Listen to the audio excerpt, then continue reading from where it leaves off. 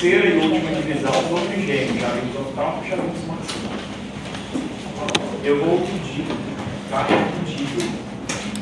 Não teremos compromissos presenciais no sábado, no domingo, na próxima segunda, na próxima terça-feira, em razão do solo do Espírito Santo tem 23, 22 não tem aula. Isso quer dizer que vocês têm 4 dias para desfrutar, o que até hoje não conseguiram. Então não tem aula segunda e não tem aula terça-feira, 22 e dia 23.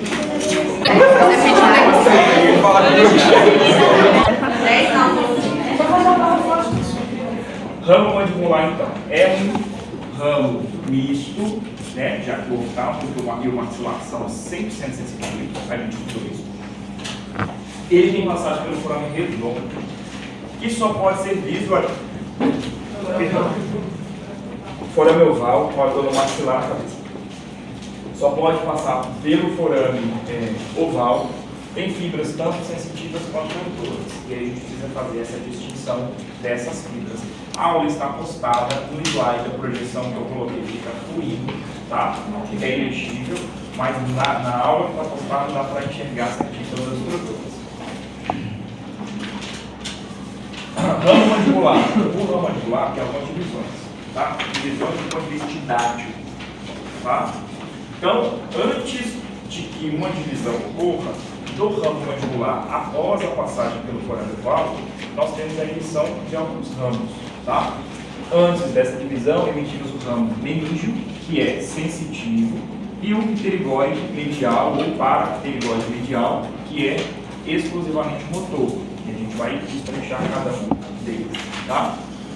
Na divisão anterior, que é uma divisão mais curta, ela tem um volume maior de fibras motoras. Nós teremos os ramos massetérico, temporal profundo e anterior e posterior, o pterigóide lateral, que é misto, e a gente estuda a função motora dele, o bucal, que é sensitivo. Então, não é correto dizer que na divisão anterior, todos os ramos são motores, porque nós temos exceções de misto e sensitivo. Assim também como não é correto dizer que a divisão posterior possui todos os dedos sensitivos, tá? Mas nós temos uma menor quantidade de motores na divisão posterior, que é a porção mais longa do ramo mandibular, e uma maior quantidade de motores na divisão anterior deste livro. O que significa dizer, então, o que é divisão anterior e divisão posterior? Nós temos aqui, pessoal, um nervo que se chama aurículo temporal, uma alça, e o que tiver superiormente aqui, ó, a essa alça, é o que está antes da divisão, tá? Um gânglio, que é um gânglio óptico, e o nervinho, que é o meníngeo. Esses estão fora da divisão anterior e posterior. Aí nós temos um grande ramo que se deriva até o bucal, que é a divisão anterior, tá? Os ramos da divisão anterior. E os ramos que são maiores, né, em comprimento e estruturas inervadas, que é a divisão posterior.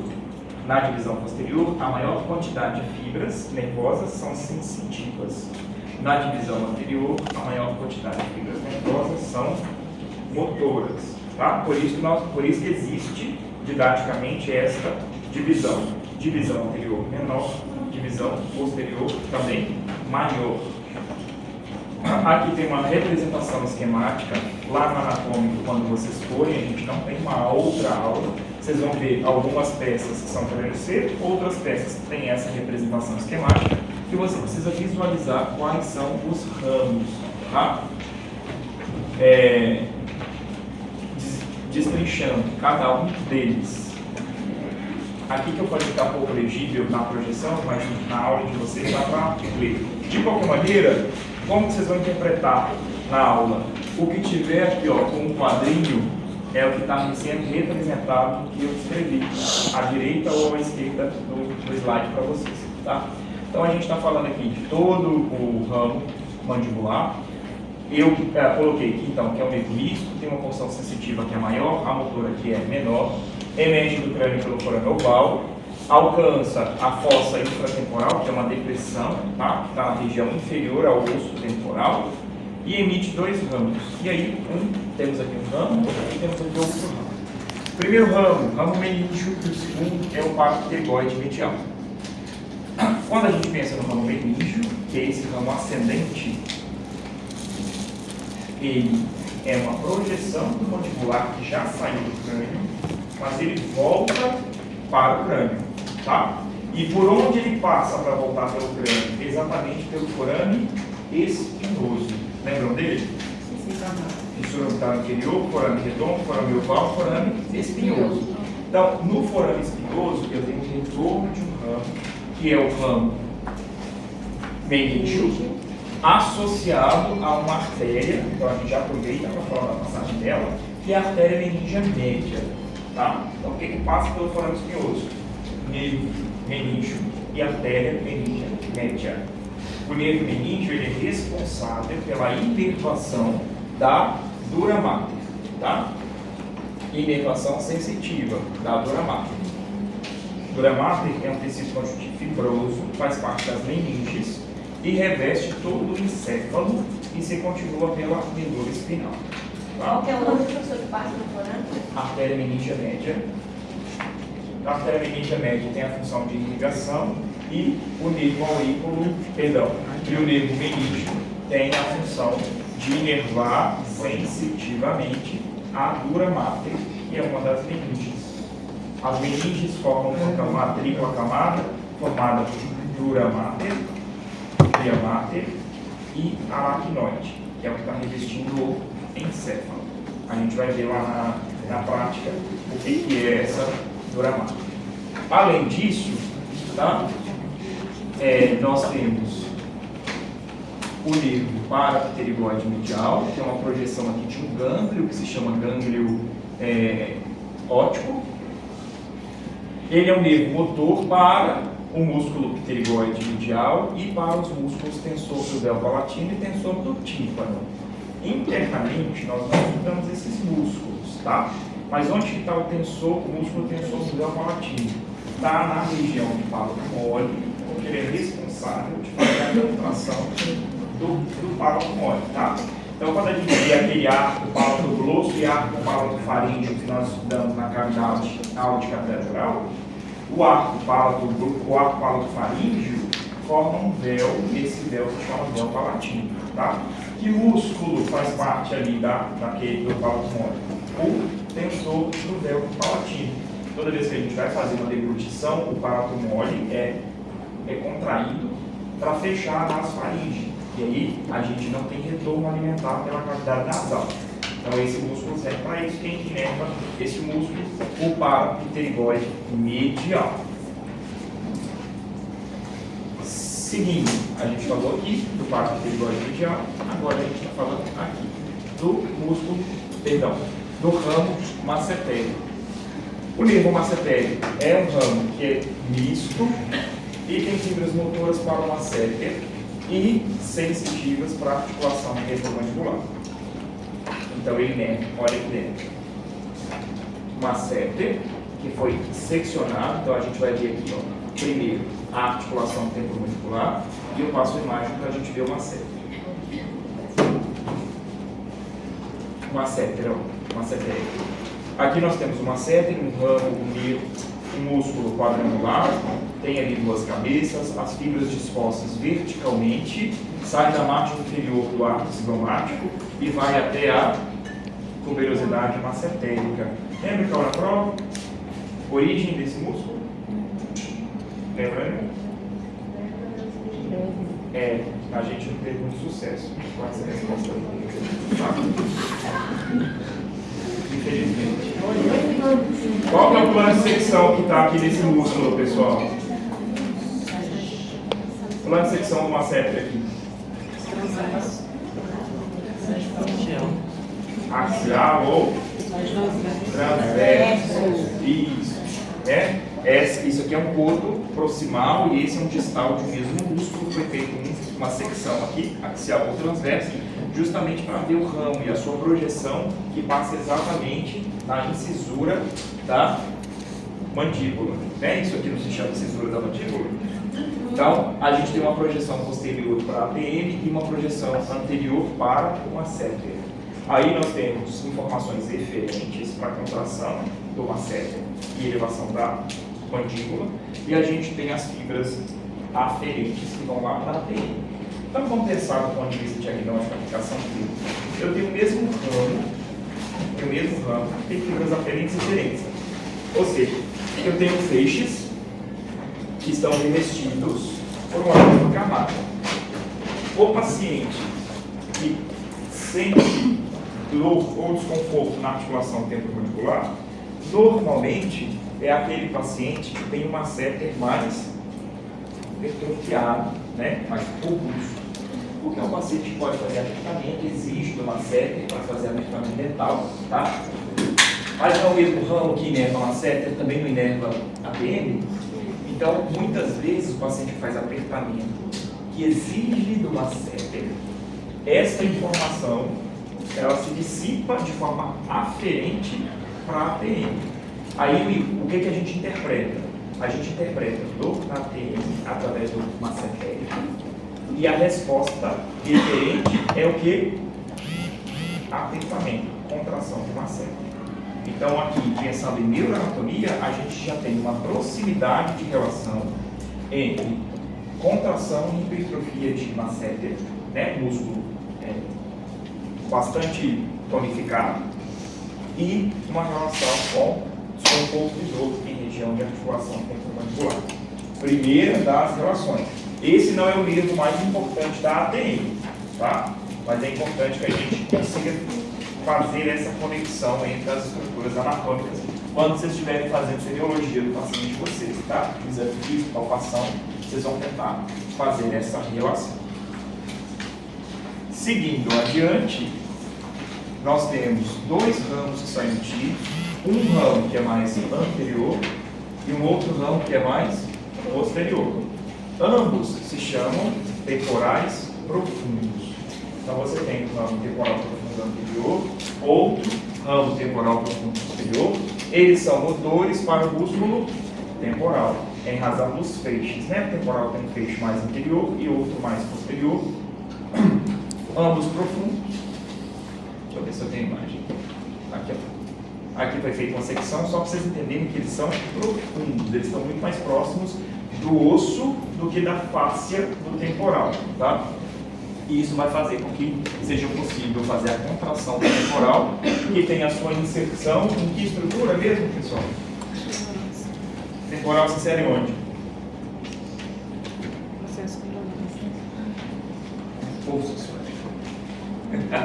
Processo coronoide, né? Lembra lá do processo coronoide?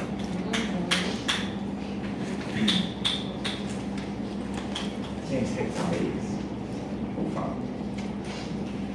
Já passou disso. A anatomia precisa ser sequenciada. Profundo anterior, profundo posterior, é motor para o temporal, músculo temporal faz elevação, fibras posteriores fazem retração de mandíbula. Vimos 1, 2, 3, 4. Seguimos ao quinto, que é o pterigoide lateral. Ele é misto e a gente só estuda as fibras motoras, que são as fibras motoras para o pterigoide lateral. Tanto feixe superior quanto feixe inferior. O que faz, já que é referente? Estimula a contração. Então, em abertura de boca, tracionamento anterior do disco articular. Tá? Aqui tem a projeção maior. Nós falamos aqui, ó, que dá para a gente ver temporal profundo anterior, temporal profundo posterior. Aqui nós temos um gânglio óptico, aqui nós temos as fibras do nervo pterigoide lateral, aqui ó, no feixe superior e inferior do músculo pterigoide lateral. Uma curiosidade, vocês estão vendo aqui nós teríamos o arco zigomático, certo? Lembra que eu falei que no nervo zigomático lá, como o ramo do maxilar, a gente não tinha uma projeção que chamava zigomático temporal? Alguém já teve a oportunidade de ver Aqui está o forame zigomático temporal. Tá? Então, o nervo que emerge aqui, ó, que é o zigomático temporal, não tem o zigomático facial, que é aqui na frente? O zigomático temporal. Isso aqui emerge só para a região temporal, para fazer inervação sensitiva do couro cabeludo dessa região superficial temporal. E a motora é pelo temporal profundo anterior e temporal profundo posterior. Mas na peça a gente não estudou esse acidente anatômico, não. Na peça nós não estudamos, mas forame. hoje cobrem, por favor, que eu mostro para vocês. Por quê? Porque, não, eu falei do zigomático facial. O zigomático temporal fica atrás do arco zigomático, e se por acaso eu colocasse uma filete ali, eu impossibilitaria a visão de vocês. Tá? Você tem que pegar o crânio e fazer isso para olhar entre a fossa infratemporal e o arco zigomático. Mas hoje eu mostro para vocês. Tá? Ramo bucal. Então, o ramo bucal já é a porção terminal. Todos que nós falamos aqui ou eram exclusivamente motores ou eram mistos, então tinha também função motora. E a projeção deste ramo era do nervo bucal. O nervo bucal, ele não é motor, não tem fibras motoras, ele é 100% sensitivo. Tá? E ele é sensitivo para quê? Aqui nós temos uma secção da projeção, ó, de onde vem o ramo bucal. Que músculo nós temos aqui, pessoal? Deixa eu melhorar para vocês. Aqui, ó, que músculo nós temos aqui? Bucinador, né? Aqui nós temos uma secção mostrando a língua, né? Então, tiramos parte do bucinador. E aqui, o bucinador na sua completude. O bucinador é o músculo da bochecha. Qual que é o limite posterior do bucinador, pessoal? O limite posterior da bochecha? Prega, mandibular, formada pelo ligamento mandibular, que tem sua origem no ângulo do pterigoide e tem a sua inserção no trígono reto. Isso. Aqui termina. Por que eu estou falando isso? Nós estudamos sobre dermatos. Sim ou não? Sim. Não me deixa desesperado. Então, quando a gente fala sobre dermatos, quando a gente fala sobre inervação, olha onde que termina o bucinador. Então, onde termina a bochecha é onde também termina a sensibilidade desta região. Por quê? Porque posteriormente aqui nós temos o ramo da mandíbula, nós temos o masseter. Então, tem lá o ramo masseter, porque nós sabemos que ele é motor para o masseter, mas tem um outro raminho que vai inervar a parótida. E aí, a parótida, o raminho que a gente vai estudar, é ele que faz a inervação sensitiva dessa região posterior. Porque a bochecha inteira é inervada pelo bucinador. Beleza, mas o que eu preciso saber disso? Além de que o bucinador inerva a bochecha e o músculo, o bucal inerva a bochecha, né? O músculo bucinador. Do ponto de vista odontológico, nós precisamos saber que o nervo bucal ele vai inervar a pele da bochecha, o músculo bucinador, a mucosa jugal e a mucosa vestibular dos molares inferiores. Lembra do que é mucosa vestibular, pessoal? Sim ou não? Sim. Iago, o que é mucosa vestibular de molares? É isso. Falar, você sabe? Não. Você sabe. Mucosa que reveste o processo alveolar. O dente não está inserido no processo alveolar? Sim. Então você tem gengiva inserida, gengiva livre, mucosa alveolar. Tá? Na região dos molares inferiores, quem inerva só aquele quadrante? O bucal. O que eu tenho que saber disso? Se você for fazer uma intervenção em molares inferiores, você vai fazer um bloqueio de um nervo, de um ramo, que é o alveolar inferior, que a gente vai estudar. Mas o alveolar inferior não inerva a gengiva vestibular dos molares inferiores. Isso quer dizer que se você vai fazer intervenção no terceiro molar, segundo molar e primeiro molar, você vai bloquear outros ramos, mas você também tem que bloquear o bucal, porque senão o paciente vai sentir dor exatamente na gengiva vestibular. que você anatomicamente tem que saber que é inervado pelo bucal. E é isso que eu coloco. Vocês vão fazer intervenção em algum elemento, vocês têm que saber que nervo inerva onde, tá? Para quando vocês chegarem lá na cirurgia, vocês aprenderem técnica anestésica e saber que nervo vocês estão bloqueando dependendo da região que você quer manipular. Se eu tenho uma lesão papilosa na vestibular dos moares, se eu bloquear só a bucal, está resolvido, porque o paciente não vai ter essa sensibilidade àquela região, tá? Então por isso que a gente tem que estudar isso. Sensitivo, eu deixei isso no slide, tá bom? Sensitivo, pele da mucosa da bochecha, gengiva vestibular de molares inferiores, músculo bucinador. E aí ele faz uma anastomose com o nervo facial, tá? Nervo facial que emite um ramo, e esse ramo é motor para o bucinador. A gente já estudou os músculos da mímica facial, não estudamos? Sim. E a gente estudou lá entre os 12 pares de nervos cranianos que é função do sétimo par inervar os músculos da mímica facial. Então, como o bucinador está inserido, o bucal é 100% sensitivo, mas quem faz o movimento, quem traz a informação para a contração do bucinador é o facial. E essa palavra faz anastomose, eles se unem, tá? Então se funde aqui, ó, tem uma coisa só, isso que é anastomose, tá?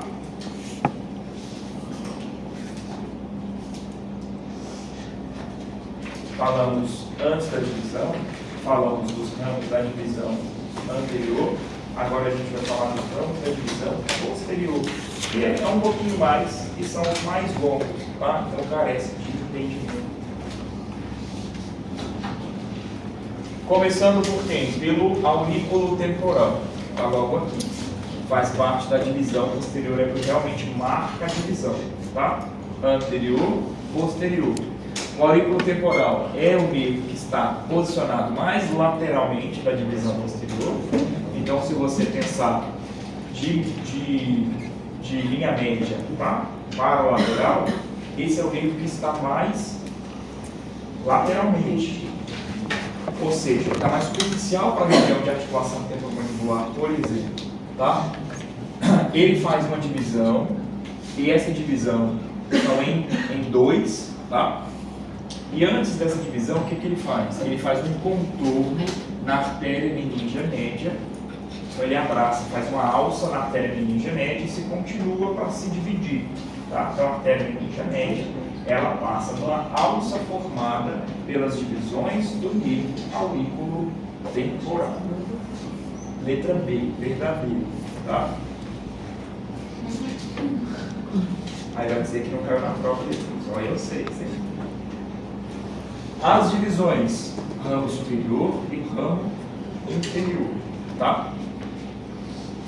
Ramo superior está exatamente aqui, ó, o tronco do mandibular, a emissão do nervo aurículo temporal formou uma alça por onde vai passar a artéria meningia média, que vai penetrar no crânio através do forame espinhoso.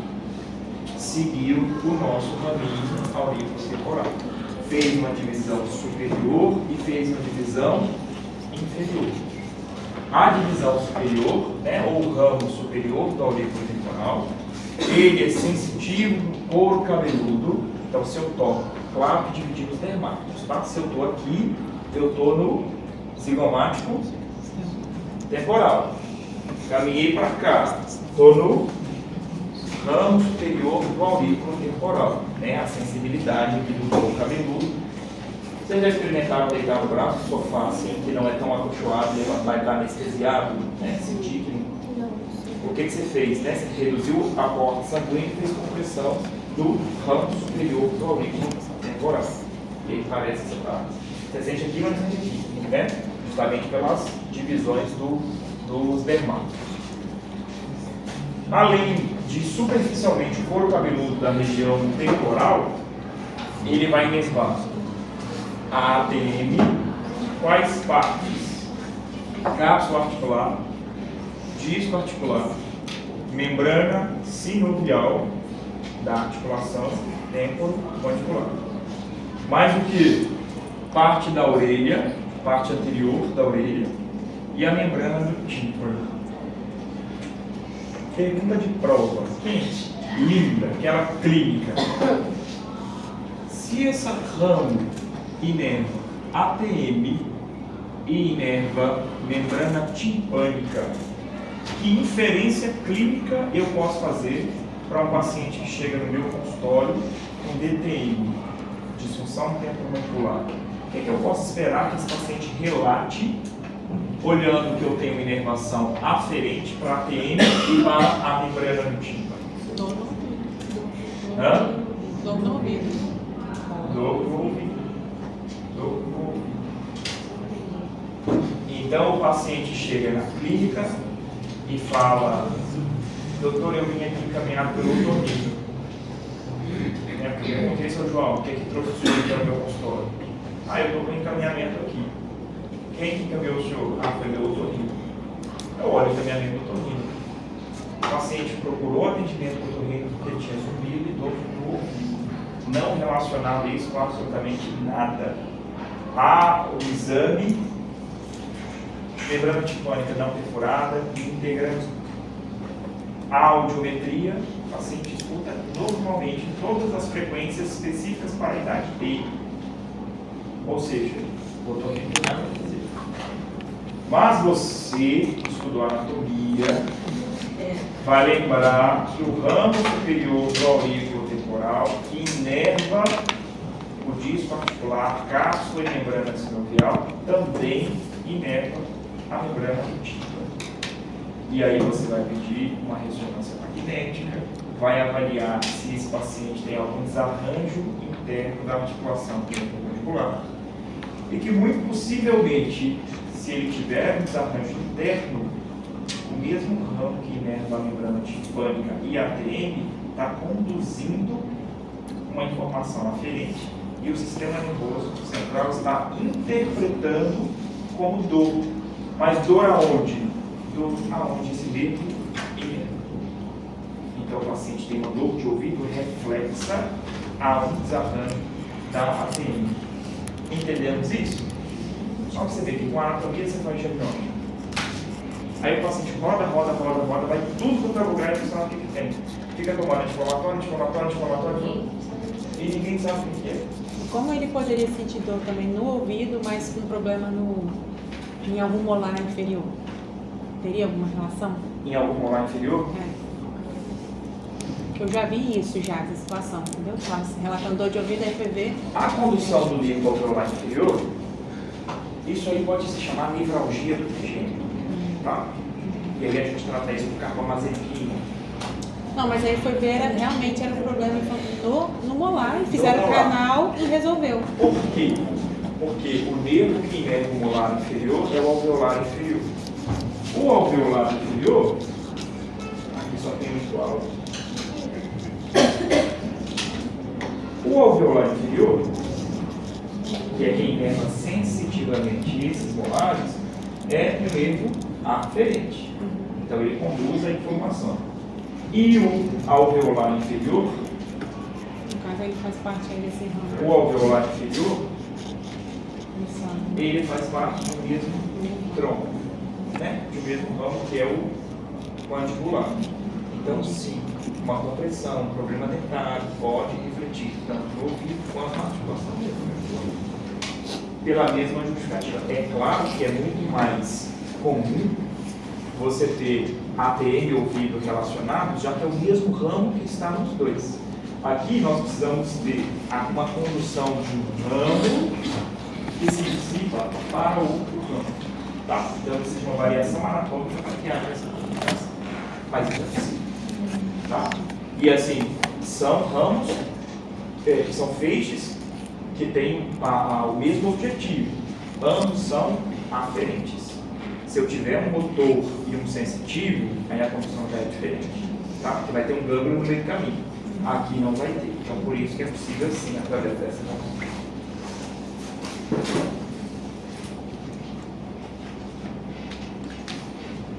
O ramo inferior é um ramo que é sensitivo para a parótida e pele da região. Pele da região de quem? De onde está localizada a parótida. Então lembra que eu falei que o bucinador faz a inervação sensitiva da pele da bochecha? mas a perna da bochecha termina onde o ramo começa. E onde o ramo começa é exatamente onde tem a glândula parótida. Então, quem faz a sensibilidade da pele da bochecha é o nervo bucal. Assinatura bucal. E quem faz a inervação da pele da região aqui do ramo da mandíbula, do ramo da mandíbula, onde está a parótida, é o ramo inferior do aurículo temporal. Além disso, esse ramo recebe fibras secretomotoras para a glândula parótida. Então, se antes eu tinha um nervo facial, que é o órgão do tímpano ou cordão timpânico, inervando lacrimal, submandibular e sublingual, quem faz inervação da parótida é o aurículo temporal, o ramo inferior.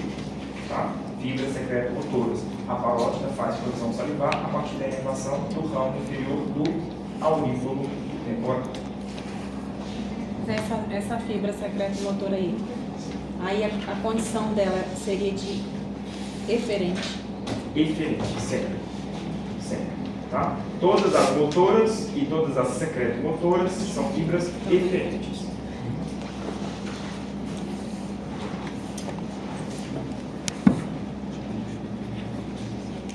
Nervo alveolar inferior. A gente está na mesma árvore. Tá? Então a gente saiu aqui do aurículo temporal. Tem um segmento descendente, tá? Segmento descendente. Estamos falando aqui do alveolar inferior, que nessa imagem vocês vão ver um pontilhado, já que ele está dentro da mandíbula, tá? Então vocês vão enxergar aí pontilhadas. O alveolar inferior, trajeto descendente, passa pelo espaço pterigomandibular e vai emitir um ramo. Então olha aqui, ele é alveolar inferior desde o seu começo aqui, ó, alveolar inferior. Nós temos um forame por onde o alveolar inferior penetra, que é o forame mandibular. Lembra lá da língula? Forame mandibular?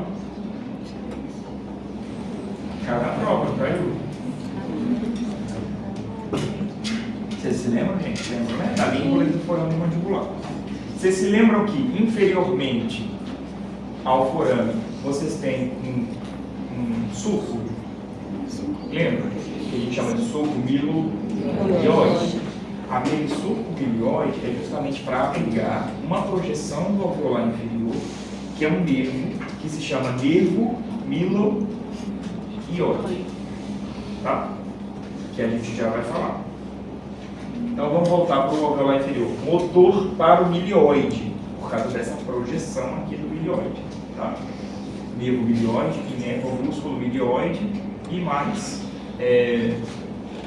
o ventre anterior de gato, que a gente não trabalhou, que a gente não falou de pescoço. Mas o músculo milioide a gente falou, que é aquele músculo que faz o forramento da cavidade oral, que tem a sua inserção ali, ó, na linha milioide direita e linha milioide esquerda. Disso vocês lembram? Sim. Então quem inerva aquele músculo milioide é o nervo milioide. De onde o milioide vem? É uma ramificação do nervo alveolar inferior. E essa ramificação acontece pré-forame. Então, antes do alveolar inferior penetrar no forame mandibular, é onde ele emite um ramo motor. Tá? Motor.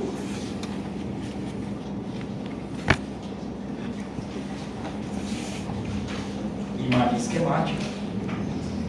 Olha aqui o forame mandibular. Trajeto descendente no alveolar inferior. E o alveolar inferior ele percorre ipsilateralmente toda a mandíbula, tá? Até chegar na linha mediana. A partir do alveolar inferior, ele vai emitir alguns ramos. E esses ramos são os ramos dentais. Todo dente é inervado, certo? A vovó, a mãe da gente, talvez, né? Quando faz o canal, ela fala que tirou o nervo do dente. Vocês já ouviram isso? Sim. Você faz uma extirpação da cor. Então, dentro de cada dente, nós temos tecido conjuntivo fibroso, colágeno, artéria, veia e nervo. esses nervos que vão penetrar no dente a partir do forame apical, vocês lembram disso em anatomia dental? O ápice de todo o dente não tem forame? Sim. Então aqui é um forame apical, onde você tem a passagem dos nervos dentais. E esses nervos é o que vão inervar as polpas. De quem? De molares e premolares. Então até premolar eu tenho ramos do alveolar inferior que vão penetrar no dente a partir do forame apical. E aí mantém vitalidade, sensibilidade, tá? Para vitalidade junto com nutrição, oxigênio a partir das artérias, óbvio, tá? Mas a sensibilidade se dá a partir dos ramos dentais. Nós temos também ramos interdentais, que vão fazer inervação ali na região de ligamento periodontal, né? Então estruturas laterais ao elemento dentário. E nós temos os ramos ósseos, que são os ramos que vão garantir a inervação de todo o trato colado ósseo, tá? Do processo alveolar, de toda a estrutura óssea a qual o elemento dentário está inserido. Todos os ramos do nervo alveolar inferior. Nós temos, seguindo o trajeto alveolar inferior, um nervo que se chama mentual ou mentoniano. Então eu sigo alveolar inferior. Na altura de premolares, eu vou ter a presença do forame mentual, certo? Sim, né? Então, do forame mentual, do nervo alveolar inferior, vai ter uma projeção nervosa que vai sair pelo forame mentoniano ou mentual. O nervo que sai desse forame recebe o nome de nervo forame. Então nós temos o nervo mentoniano ou mentual, que partiu do alveolar inferior, mas ele saiu da mandíbula, saiu do interior da mandíbula. Esse nervo faz a inervação da pele do hemilábio inferior, tá? Então você divide o membro em dois, já que você tem alveolar inferior direito e esquerdo, até a linha mediana você tem inervação da pele pelo nervo mentual ou mentoniano. Além disso, toda a estrutura do lábio, tá?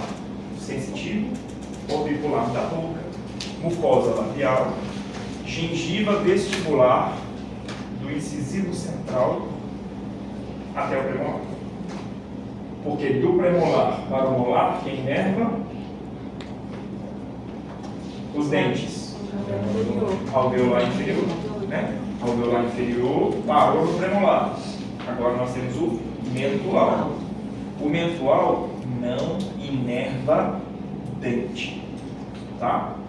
Mentual não inerva dente. Ele não saiu pelo forame, então ele não se comunica com os dentes, ele comunica com o tecido mole.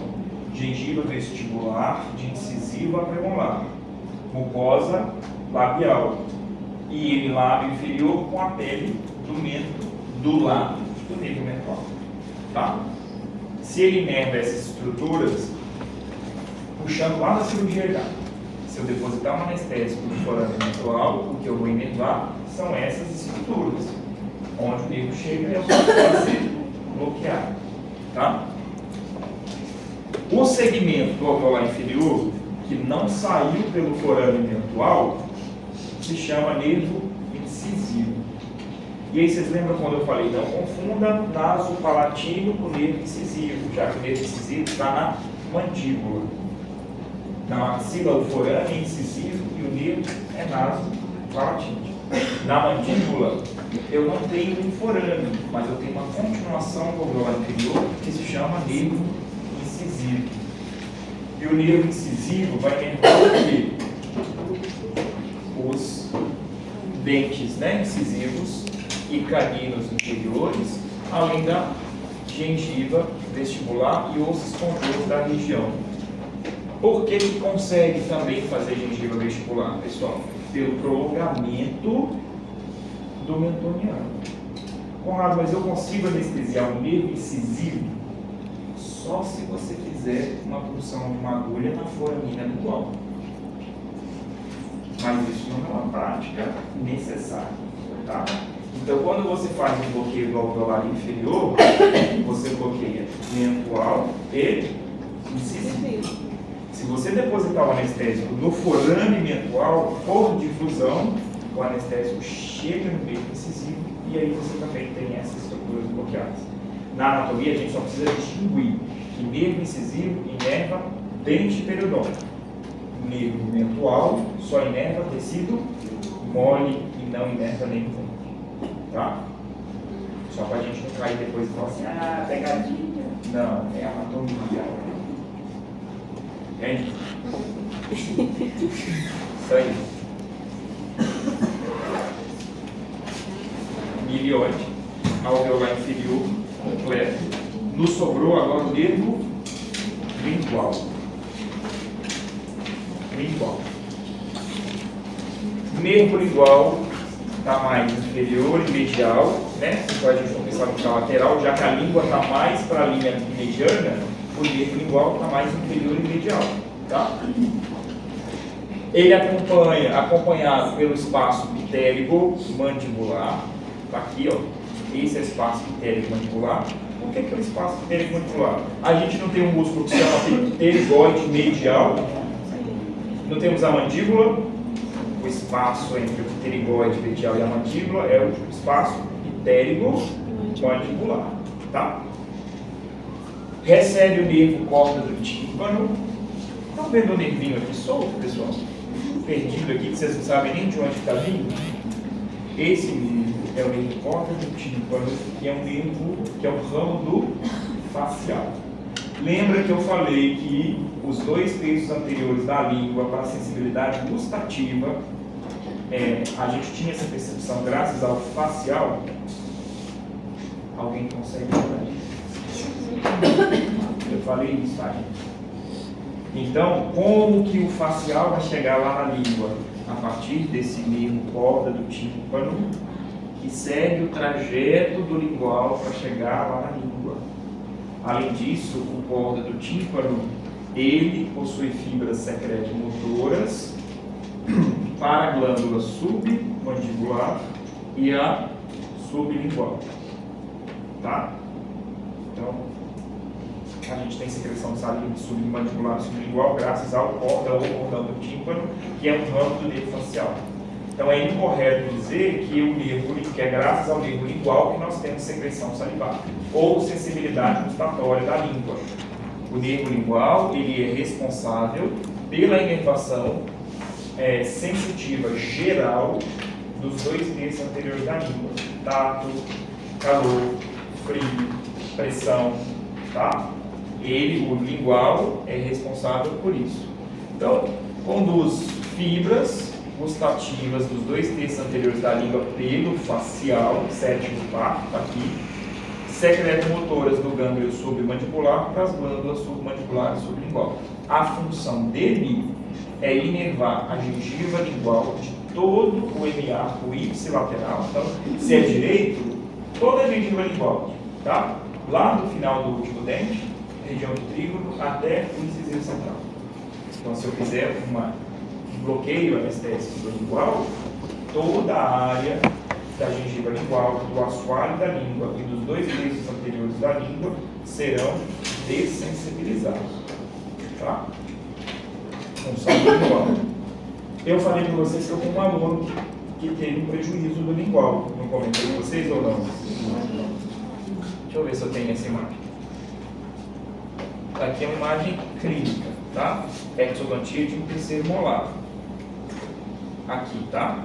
Exatamente. Uma incisão. Aqui nós temos a nossa língua. Conseguem perceber? Sim. Tá, uma região de 38 aqui. Olhando para essa imagem, nós fizemos uma incisão divergente lá do ramo da mandíbula, tá? O nervo lingual, vamos olhar para cá. Essa imagem está invertida. Então o ramo da mandíbula está onde? Aqui. Trígono retromolar, aqui. E o nervo lingual, de 3 a 6 milímetros, passando aqui no bordo lingual da mandíbula. O que foi feito? Cirurgicamente, ao invés de uma incisão divergente, para contornar o elemento de interesse, foi feita uma incisão divergente no sentido do isquio das faces. Um bisturi. nós sabemos que esse tecido é permanente, você não consegue restituição, reparo, regeneração, né? Então, se você fez uma secção de líquido igual, qual que é o prejuízo que você tem como reflexo? Redução de secreção salivar, de submandibular e sublingual daquele lado. Perde a sensibilidade de toda a mucosa lingual, perde a sensibilidade dos dois dedos anteriores da língua. Então você pode pegar uma agulha e atravessar o dorso da língua que o paciente não sente. Claro que daquele lado. Tá? Então hoje ele dá um relato, né, o testemunho dele, fala, gente, eu realmente não sinto dor, calor, pressão, posso queimar, coloco a língua. De um lado, se eu colocar no café quente, queima. Do outro, não queima. E ele descobriu isso na aula de anatomia. Até então, era inerente ao procedimento. Eu fui extrair um dente e aconteceu isso e está tudo bem. Isso é um acidente. E eu espero jamais ter que indenizar um paciente por um erro, porque eu não estudei anatomia. No caso também as fibras gustativas também seccionou aí. Nesse caso foi embora. Foi embora porque o corda do Vai não acompanha. Tá? Então ele não tem essa sensibilidade. Outra coisa que eu vou aproveitar para essa imagem.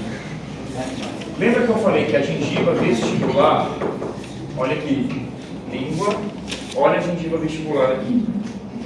Você entrar com uma broca aqui, ó, vou ter que desgastar osso, vou ter que expor o dente. Aqui eu vou ter que colocar um afastador de Minnesota e tracionar esse tecido. Que nervo inerva essa gengiva aqui, pessoal?